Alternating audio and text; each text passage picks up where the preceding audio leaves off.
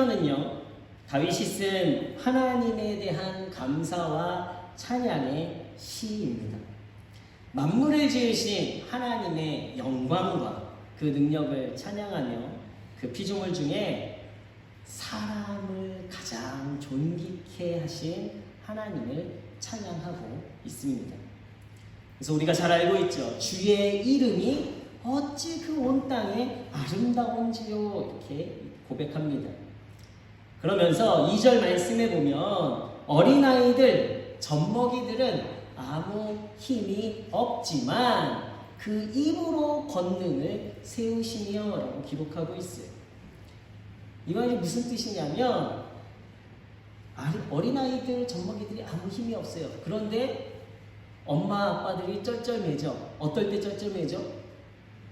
한번 울면 쩔쩔맵니다. 이 울음이 어떤 울음인가? 기저귀를 갈아줘야 할 울음인가? 밥을 줘야 할 울음인가? 그 울음소리를 듣고 달려오는 부모님들이 어떻게 합니까? 그 울음소리에 해결을 해주죠. 그들의 문제들이 해결되어지는 것이 바로 그들의 권능이라는 거예요. 하나님과 우리의 관계가 바로 이렇습니다. 하나님께서 인간을 세우시고 우리에게 권한이라는 것을 부여해 주셨어요. 아무것도 할 수 없는 어린아이, 젖먹이라 할지라도 그 아이의 존재의 이유, 그 아이의 존재의 목적, 하나님께서 존재하도록 권능을 주셨다라는 것입니다. 그 능력 안에서 우리가 마땅히 하나님의 위대하심을 찬양할 수밖에 없는 거죠. 결코 우리가 초라한 인간이 아니라 능력 있는 자, 권능 있는 자, 하나님 다음으로 권위 있는 자로 만드신 것이 바로 우리 하나님 아버지의 위대하심입니다. 또 3절 말씀에 보면 하나님께서 손과 손가락으로 만드신 주의 하늘과 주께서 베풀어 두신 달과 별들을 내가 봅니다 라고 고백합니다. 이 우주 만물을 바라보면 우리 인간의 유한한 연약함을 볼 수밖에 없습니다. 그런데 그 우주를 만들어 놓으시고 그곳에 아무것도 없는데도 불구하고 그 광활한 우주를 만들어 놓으신 이유가 우리를 초라하게 만들려고 하신 것이 아니라 하나님의 위대하심을 더욱더 극대화시키도록 하나님께서 우리에게 이 우주 자연 만물을 허락해 주셨다는 것. 다윗은요, 이 자연 만물을 바라보며 하나님의 영광과 능력을 바라보고 찬양합니다. 여러분들은 어떠한 하나님을 찬양하고 계십니까? 오늘 어떠한 하나님을 우리의 삶 가운데 위대하신 분으로 우리는 고백하고 있습니까? 우리 눈에 보이는 것은 위대하신 하나님이 아니라, 살아계신 하나님이 아니라 도리어 우리 눈에는요, 힘든 현실만 보이고 있어요. 요새 뉴스를 틀면 우리 아이들도 알아요. 화천대유가 뭐예요? 정치할 게 없는지 비방하는 기사만 연일 나옵니다. 희망이 보이지 않아요. 코로나는 너무너무 장기화돼서 이제 우리가 그냥 함께 공존하며 살아가야 하지 않겠냐, 이런 이야기까지 나오죠. 어떻게 할 수 없는 우리의 현실 속에서 뭔가 크신 일을 행하실 하나님을 봐야 하는데 하나님이 보이지 않는 것이 문제입니다. 하나님의 영광, 이 영광이라는 단어가요, 언제 사용해 본지 너무 오래된 것 같아요.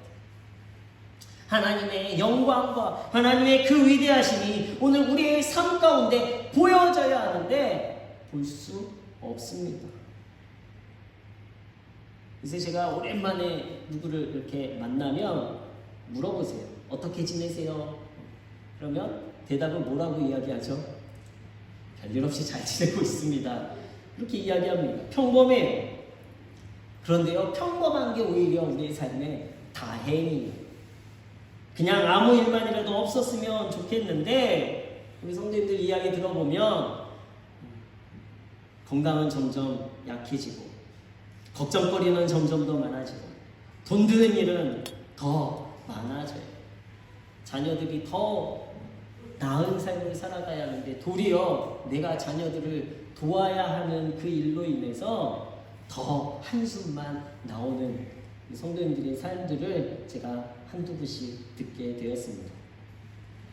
그런데요, 오늘 다윗을 시편 8편에서 다윗을 바라보면요, 다윗은요 그 아무 일 없이 평범한 그 자연 속에서 하나님의 위대하심을 찬양하고 있다는 거예요. 5절 말씀 보실까요? 그를 하나님보다 조금 못하게 하시고 영화와 존귀로 관을 씌우셨나이다. 여기서 말하는 그가 누구죠? 바로 앞전에 이야기한 사람이에요.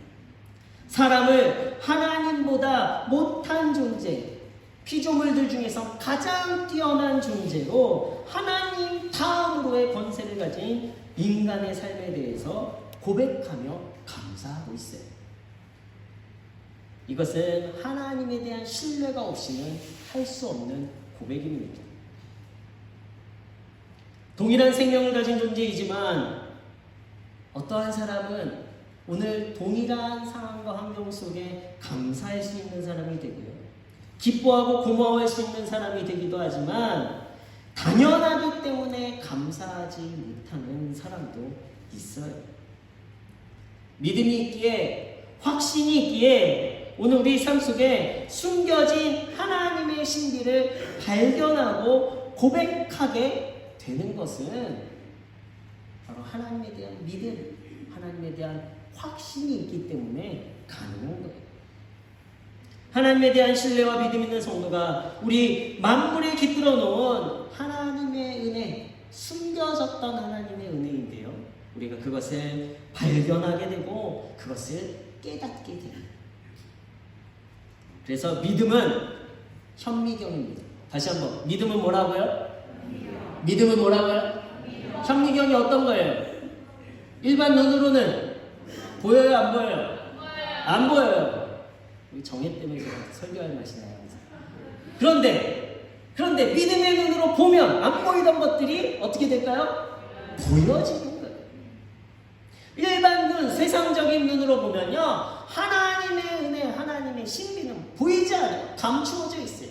그런데 믿음의 눈, 현미경을 갖다 대면 우리의 눈으로 보이지 않았던 하나님의 살아계심, 하나님의 역사하심, 하나님의 일하심이 보여진다는 거예요. 겉으로는 평범하지만 그러나 더 깊이 하나님을 신뢰함으로 바라보면 우리 삶의 구석구석 안에 놀라운 신비와 기이한 일과 숨겨놓으신 하나님의 역사를 우리가 볼 수 있습니다.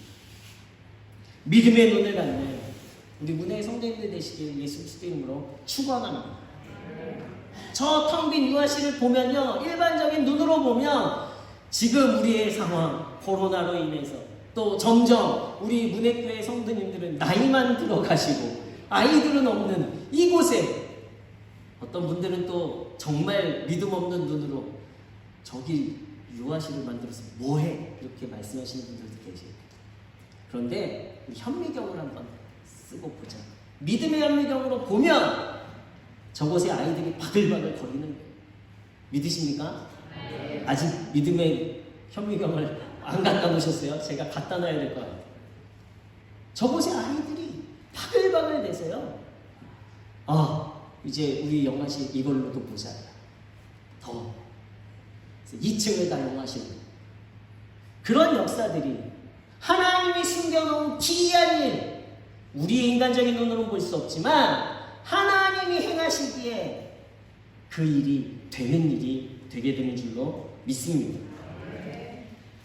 아람 왕이요, 엘리사 때문에 이스라엘 전쟁을 맨날 실패해요. 어떤 아주 좋은 계략을 만들어 놓더라도 엘리사가 미리 알고 그 아람 왕의 도발을 막는 거예요.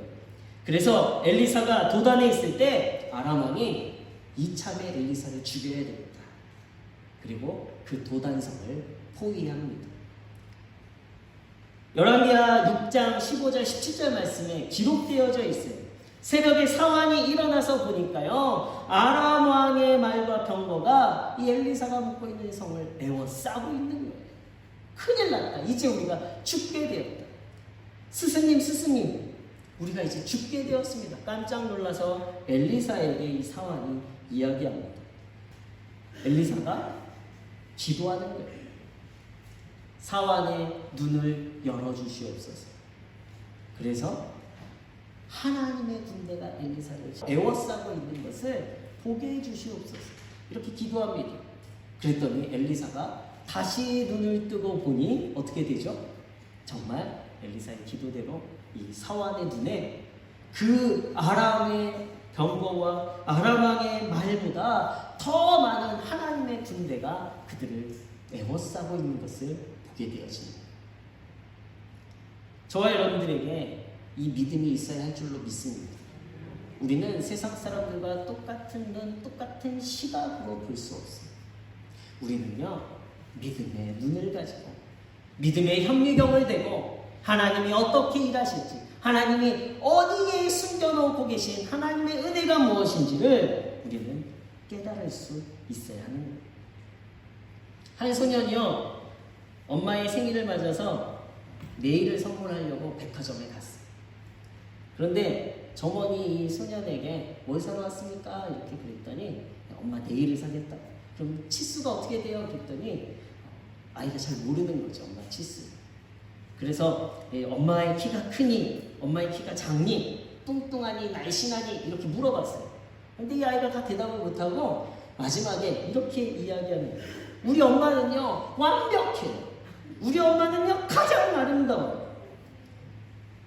그래서 이 점원이 그 완벽하고 아름답다라는 말에 정말 가장 이 네이가 아름답고 완벽한 치수를 이 아이에게 건네주었습니다. 그런데 다음날 소년이 또 다시 이 매장에 찾아왔어요. 그리고 그 매장에서 가장 큰 치수의 네일을 다시 사갔어요.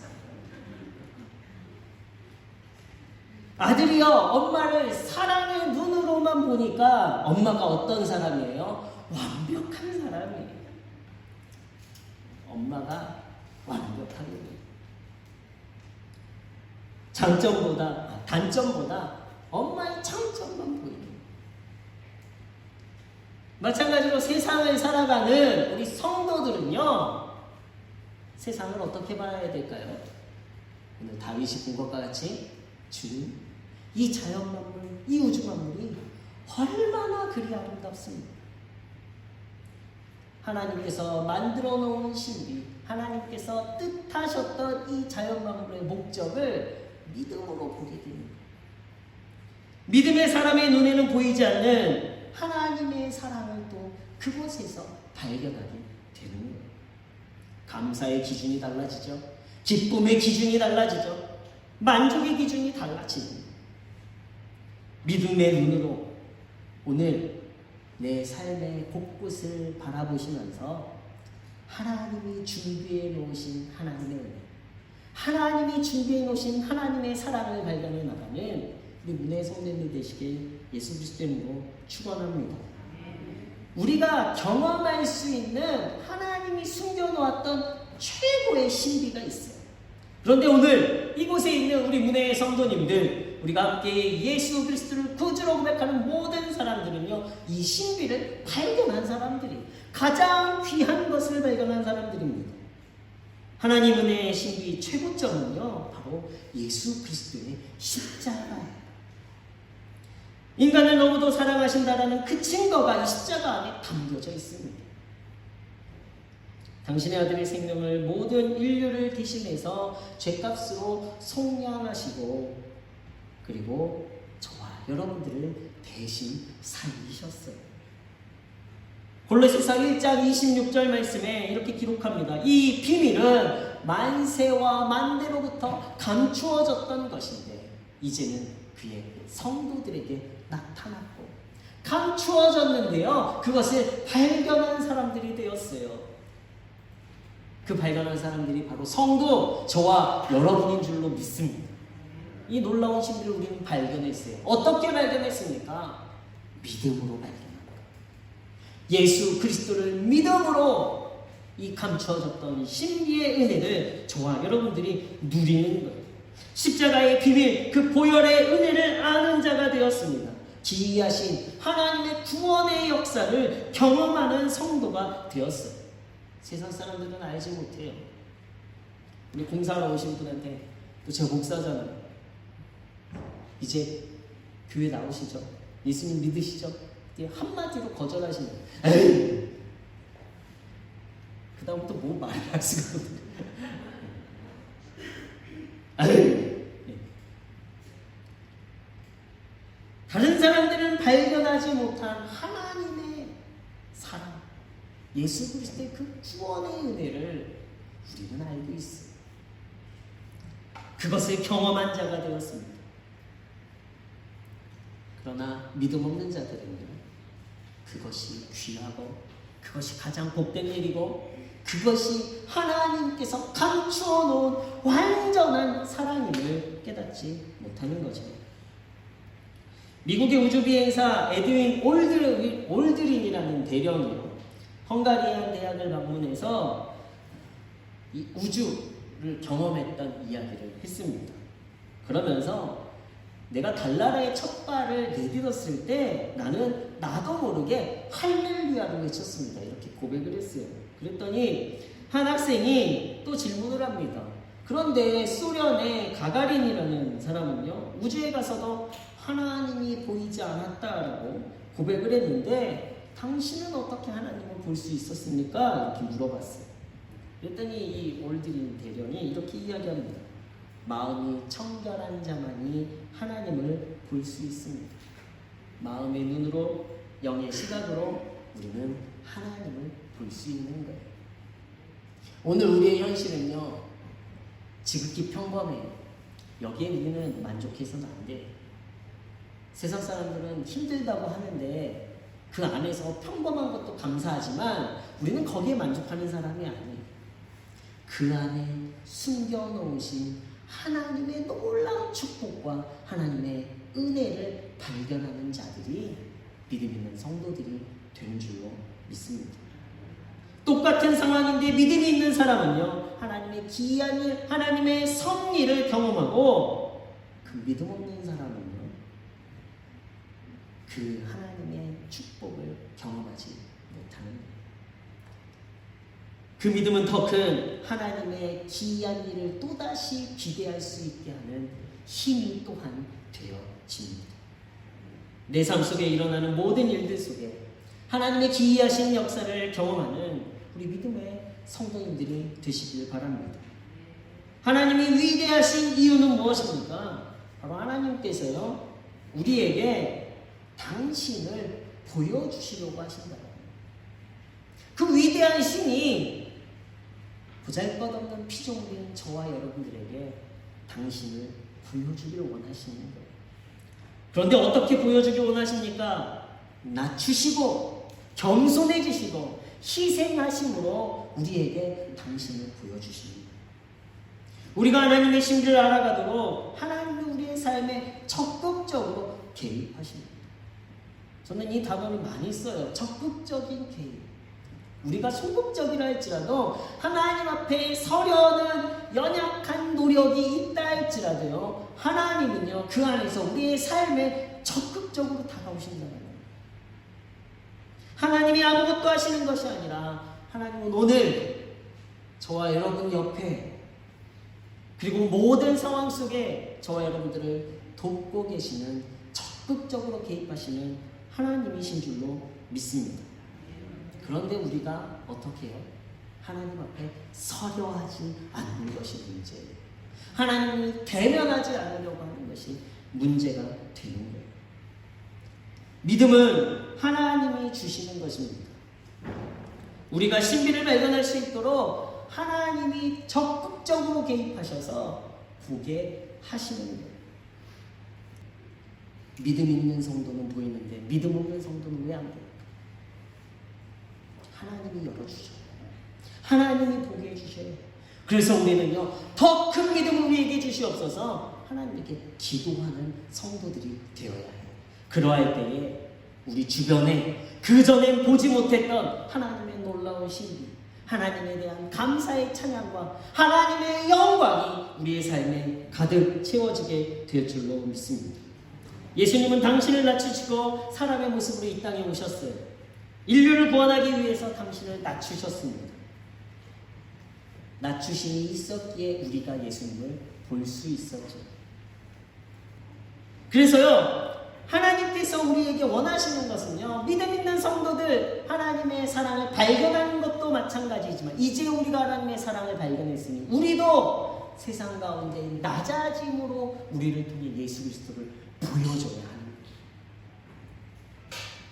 우리가 낮아지고 겸손해지고 그래서 우리들을 통해 세상에 알지 못하는, 발견하지 못한 믿음 없는 사람들이 발견할 수 있도록 하는 것이 이제 우리의 사명이 되어집니다. 믿음의 눈으로 감사를 발견하는, 믿음의 눈으로 하나님의 은혜와 기쁨을 발견하는 우리 문의 성도님들 되시길 예수 그리스도의 이름으로 축원합니다.